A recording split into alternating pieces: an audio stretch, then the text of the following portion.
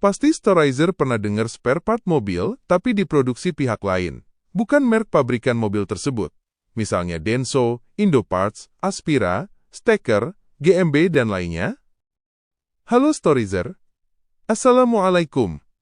Selamat datang di Classy Story, channel yang memberikan info seputar otomotif.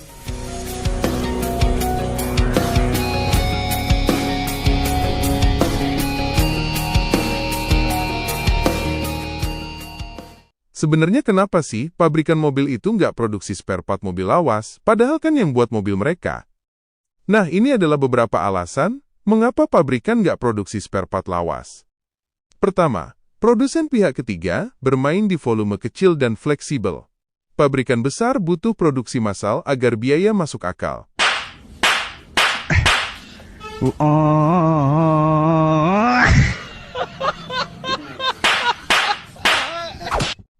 Sementara produsen aftermarket bisa hidup dari batch kecil, bahkan ratusan atau ribuan unit saja. Mereka tidak perlu jaga image global, tidak perlu compliance setinggi pabrikan, dan margin bisa diatur lebih fleksibel. Kedua, komponen yang mereka produksi itu umumnya part generik. Karburator, shock breaker, kampas rem, bearing, selang, itu desain dasarnya dipakai lintas model dan lintas tahun. Toolingnya awet, desainnya stabil, dan bisa dipakai untuk banyak produk sekaligus. Berbeda dengan ECU lawas, trim interior spesifik, atau sensor tertentu yang benar-benar untuk satu model. Ketiga, mereka tidak terikat standar regulasi seketat pabrikan. Pabrikan wajib memastikan setiap part memenuhi standar emisi, keselamatan, dan hukum di banyak negara.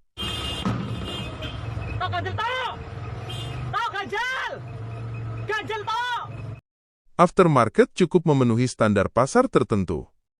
Selama tidak melanggar hukum lokal, mereka bisa terus produksi meskipun speknya mirip, bukan identik. Keempat, aftermarket hidup dari niche dan komunitas. Pemilik mobil tua cenderung loyal, mau bayar lebih, dan aktif di komunitas. Buat aftermarket, ini pasar kecil tapi stabil. Buat pabrikan besar, pasar seperti ini terlalu kecil untuk diprioritaskan. Kelima, risiko reputasi mereka jauh lebih kecil. Kalau part aftermarket gagal, namanya hanya dikenal di komunitas terbatas.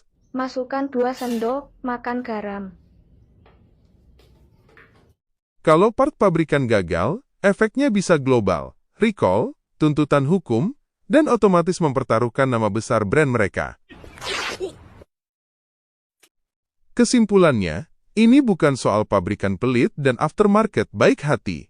Ini soal skala industri yang berbeda. Pabrikan itu seperti kapal tanker besar, tidak bisa belok cepat. Aftermarket itu perahu kecil fleksibel, cepat, dan berani ambil celah. Jadi kalau hari ini mobil lawas terasa ditinggal pabrikan, itu bukan karena mereka jahat atau sengaja mematikan. Ini soal skala industri yang berubah. Mobilnya mungkin sudah tua, tapi ceritanya belum selesai, selama masih ada yang merawat dan memahami.